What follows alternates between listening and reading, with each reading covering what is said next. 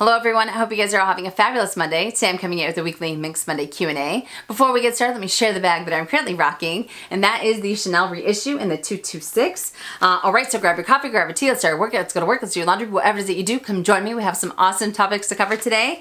Starting with the first question from LL Nut. With the recall and all the fuss about the Metis, would you recommend selling them or just taking your chance and enjoying them? I was so excited to score one at the end of last year and I love it so much. Mine is in the reverse. Alright, so this is actually in reference to the recall that Louis Vuitton has for the Pochette Metis.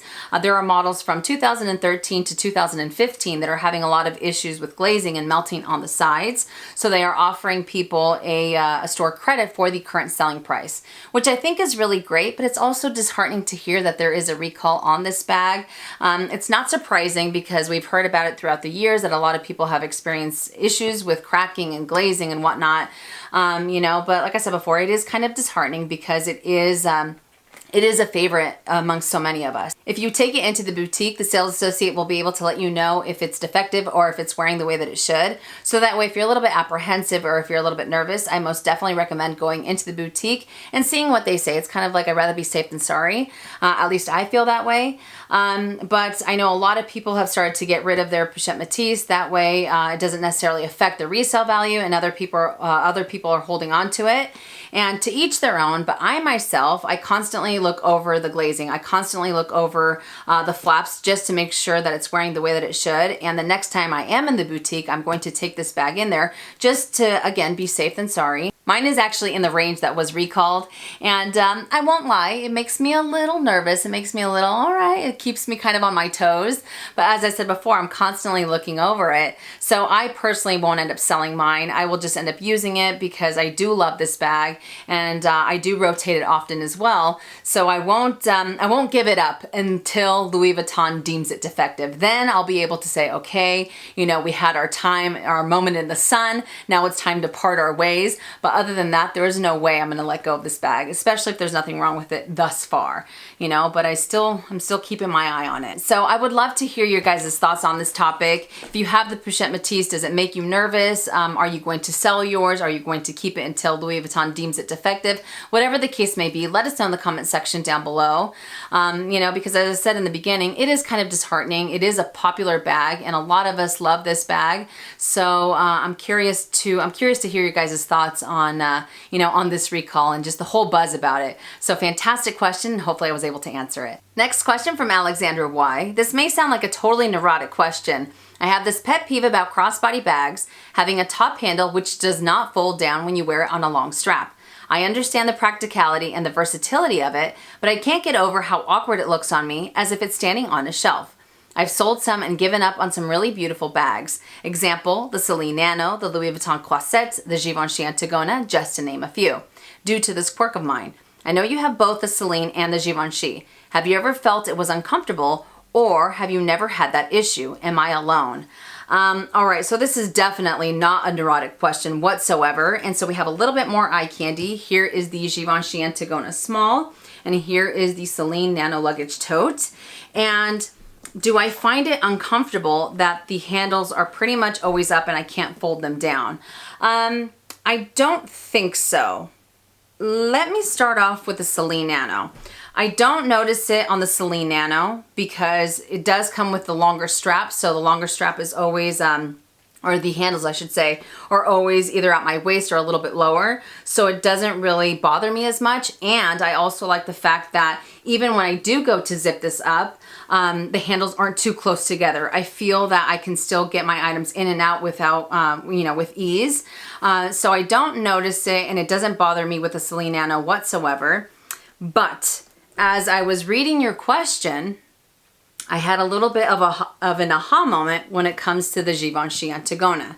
Because as many of you know, when it comes to this bag, I don't like to use it on my shoulder at all. I prefer to use this bag either on the crook of my arm or I like to hand carry it. Even though it does come with that shoulder strap, I like to use it more as a decorative piece. But now that you mention it, I think that's the main reason why I don't like to use it on my shoulder, because when I do have it on here, the handles literally end up rubbing right underneath my arm. So it is somewhat awkward, and it's not it's not the most comfortable either, you know, especially if you're running around town and you constantly have something like literally poking you underneath your arm or even on this part of your chest. And even though I talked about the stationary handles on the review on both of these bags, I never really knew the main reason as to why I didn't want to use this bag on my shoulder. And that, my friend, I think that is it. You totally nailed it, because it does feel like it's constantly right here because of how it lands on my torso. I know some people might not experience that, but I certainly do. So as I said before, for me, I much rather end up using it either as a hand carry bag on the crook of my arm because it's not as uncomfortable. But now that I know the why, it makes it that much more satisfying. So you are not alone, my friend. You are not alone. It is somewhat awkward. It is somewhat uncomfortable, but I still like to use it that other way because I think it is a beautiful, beautiful bag. There I go. There I go trying to, trying to justify a bag, but it ends up working out for my lifestyle. So fantastic, fantastic question. And I appreciate you bringing up this topic because now there's the why. There is the why. So awesome, awesome question. Hopefully I was able to answer it. Next question from Saki Saki. Hopefully I said that correctly. I have a feeling I butchered it, so my apologies. But you mentioned last year with your pink Deauville that you are trying to step more out of your comfort zone, since that bag is not only a non-neutral color, but also a big non-structured bag. I have a completely opposite style from you, so I only have pink handbags, and I never thought to buy a black handbag before because that for me is out of my comfort zone. However, as I look at them more, I'm slowly starting to grow more fond of black bags, but I'm afraid that once I start liking them, because they are so more readily available than pink, I might be opening the doors to a crazier addiction. Sorry for the rambling, but my question is basically this. Do you think stepping out of your comfort zone is a good thing, or is it more like opening Pandora's box? And what are your tips for trying things outside of your comfort zone as well? This is an awesome, awesome question. Oh my goodness. All right, so you say, or you're asking, do you think that stepping out of your comfort zone is a good thing, or is it more like opening Pandora's box? I think that it's both. I really do feel that it's both, because I think that when you end up sticking to a certain type of bag, like for myself, it's black bags, right? I feel that I have my guard up when it comes to any other type of bag, whether it's non-structured, like you said with the Deauville, whether it's a colored handbag, whether it has this type of material instead of something that's a little bit more carefree. I feel that I really end up having my guard up, you know, so I end up sticking to the same thing over and over again.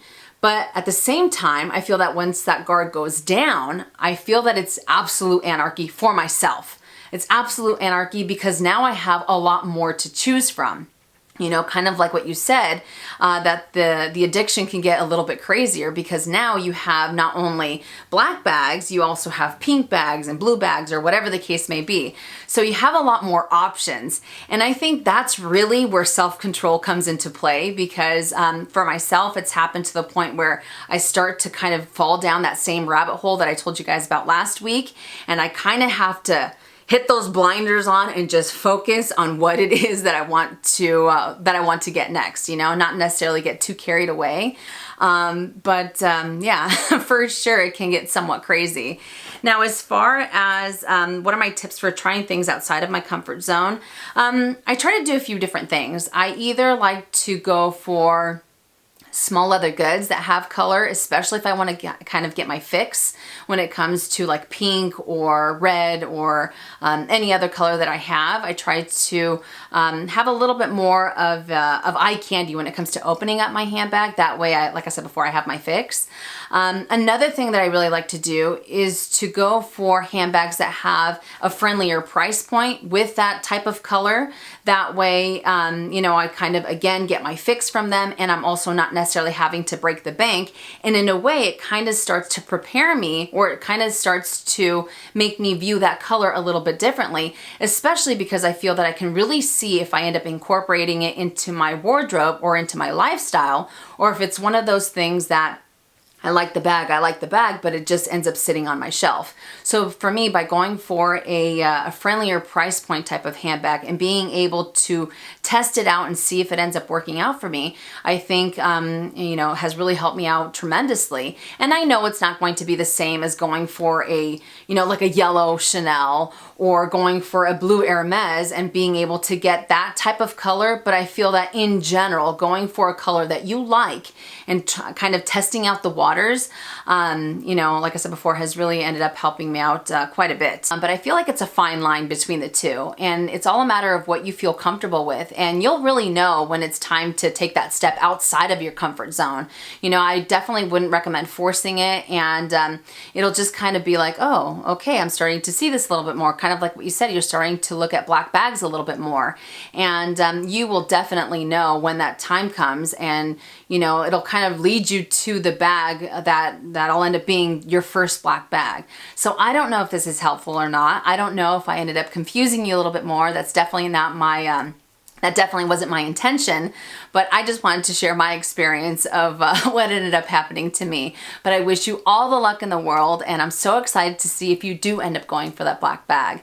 So fantastic question. Hopefully I was able to answer it. Next question from Christine Manalo. Hopefully I said that correctly. What is your favorite wallet and why?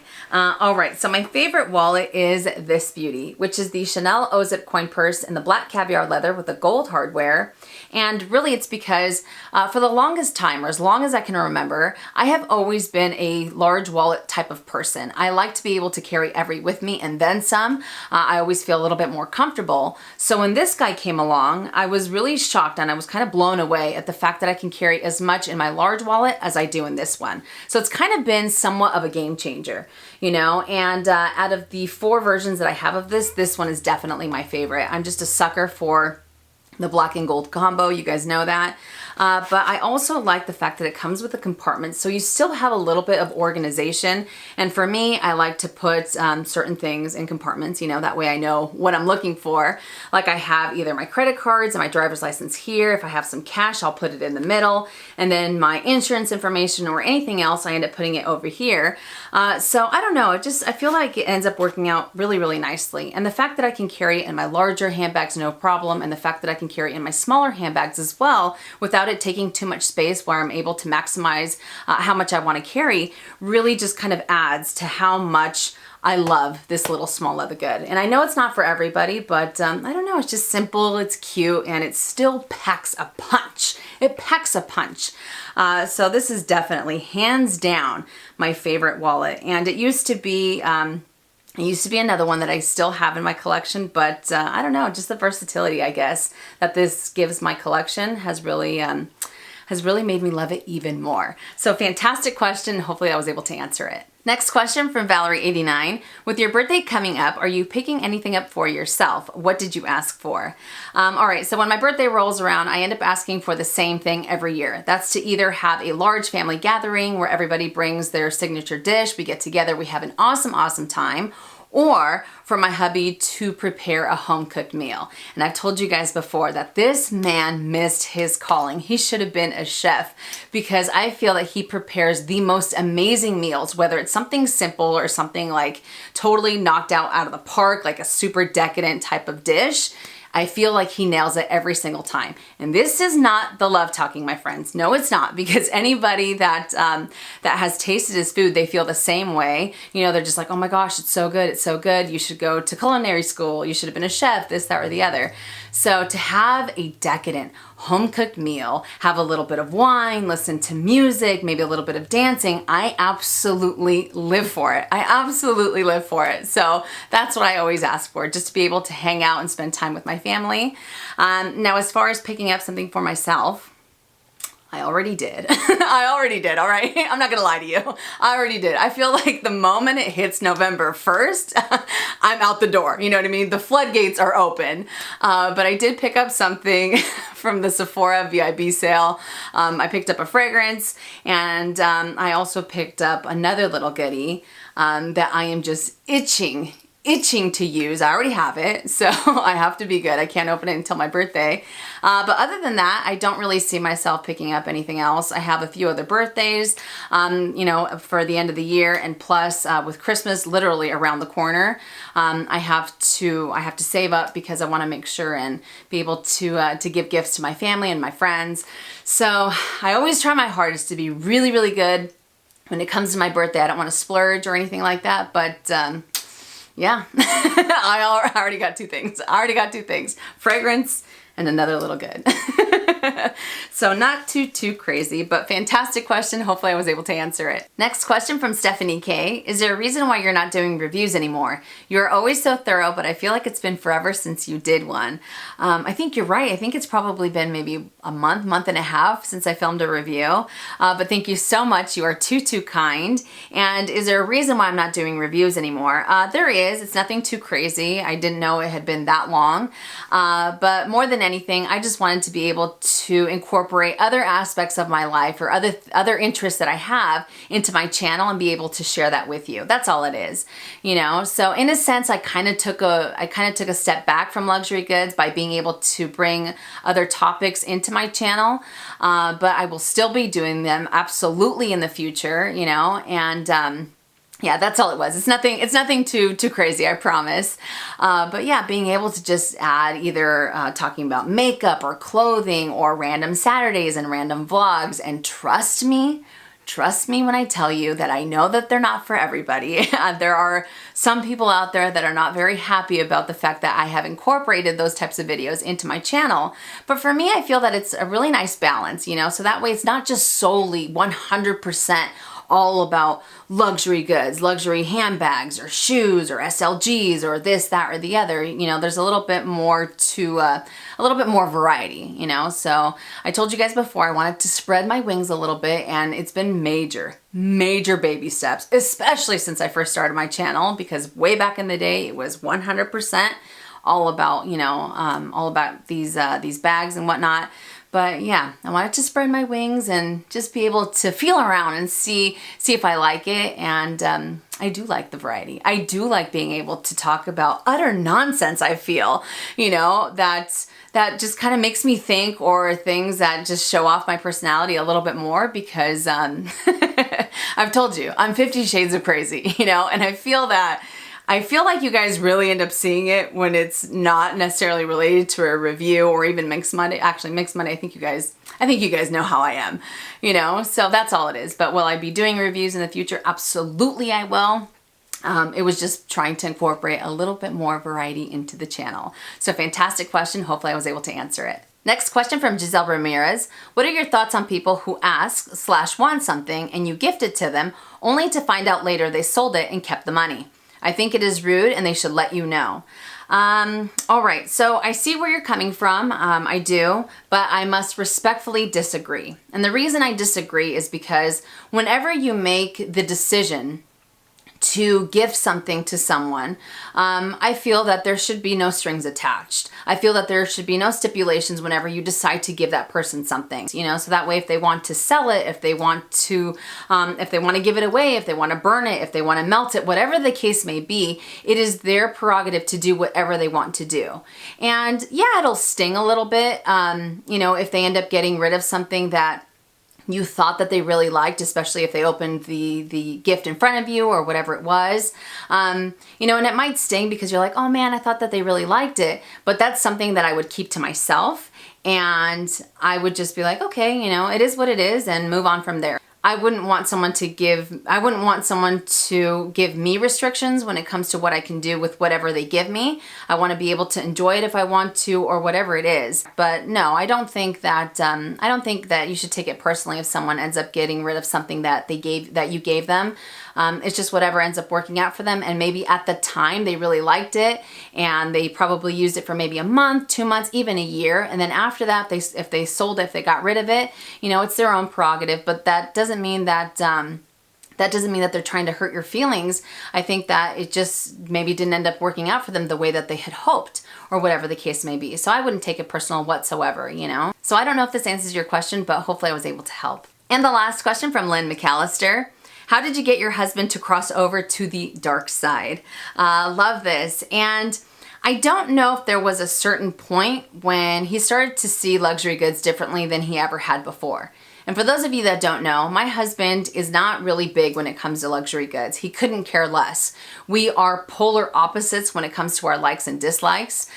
So it caught me by surprise when I started to notice that he started to take a little bit more of an interest in what I was talking about. He'd start to go into the boutique and he'd go look at the sunglasses, he'd go look at the shoes or the belts, whereas before, he would literally beeline it for the couch, for the chair, bust out his phone, and he was like this. Meanwhile, I'm like, I'm over here, I'm browsing around, you know? So it kind of, like I said, it kind of caught me off guard, and I was like, wait, what?